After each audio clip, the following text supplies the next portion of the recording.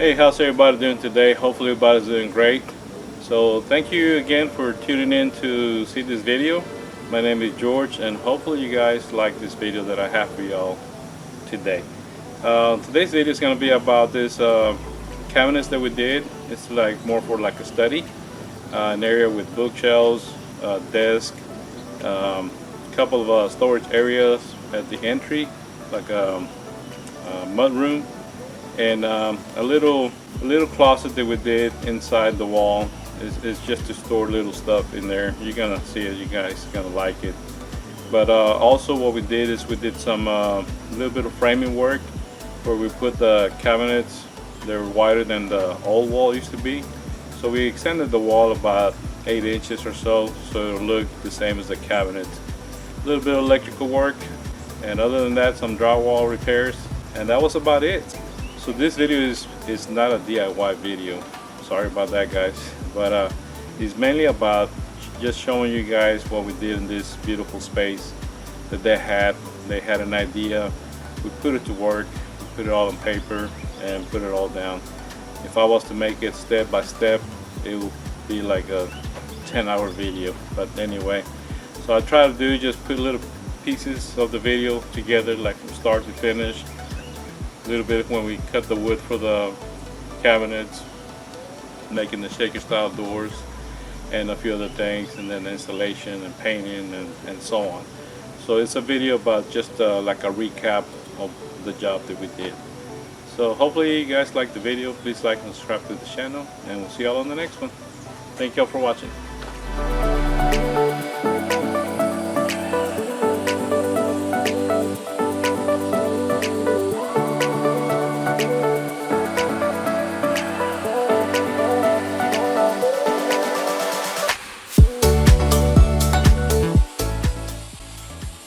Well, as you guys know, it takes a lot of time to be ripping all the wood for the cabinets, doing all the cuts. Once you have all the measurements done, then we start cutting and cutting until we're pretty much done with it.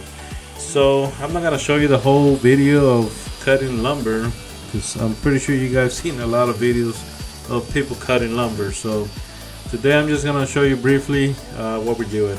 We're using a 3/4 inch paint grade maple with a 1/4 inch backing, and we're using 1.5 face fronts for the fronts of the cabinets, of course. And then once we finished with that, we started doing all the shaker style doors, and for that we used 2.5 inch poplar to do all my outside, and then we use 1/2 inch inserts. But anyway, I'll have another video about how to do shaker style doors. So for right now, I'm just gonna show you very briefly what we did. So here we have the doors are done, and then we're getting ready to start painting everything.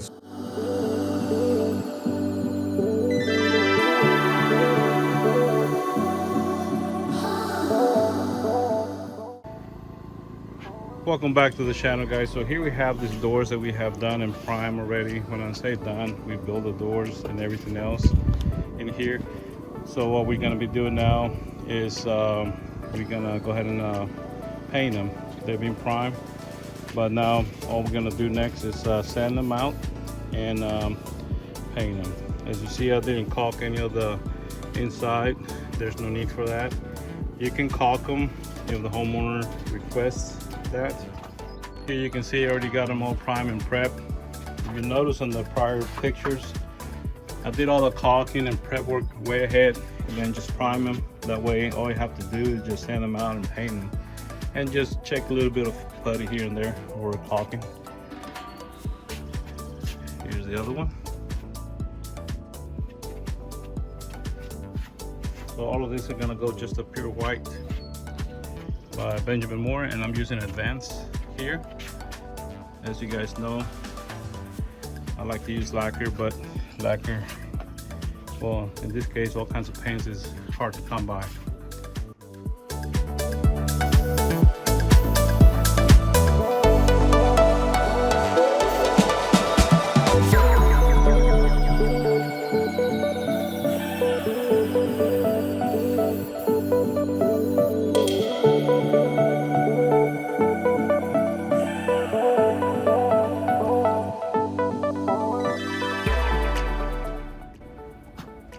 first coat was done already, so I'm gonna get ready to put the second coat here pretty soon. And if you know how to spray, you can do the second coat. Just let it get a little tacky. You can put a second coat on there and it won't run on you. But at the same time, if you want to let it dry, completely dry, sand it out, let's just do the sanding, then you can put another coat too. But if you do it where it's still a little bit of tackiness to it, the paint will bond to it, and it's actually like a pretty good solid layer of paint that goes on the cabinets.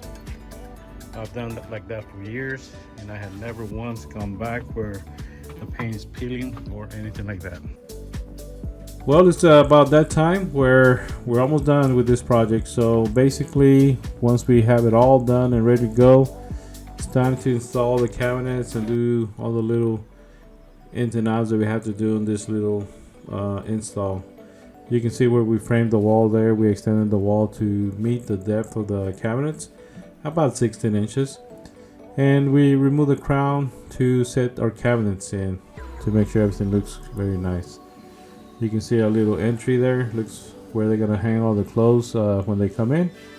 And we did some electrical, some sheetrock, tape and flow texture, and of course install all the cabinets in place.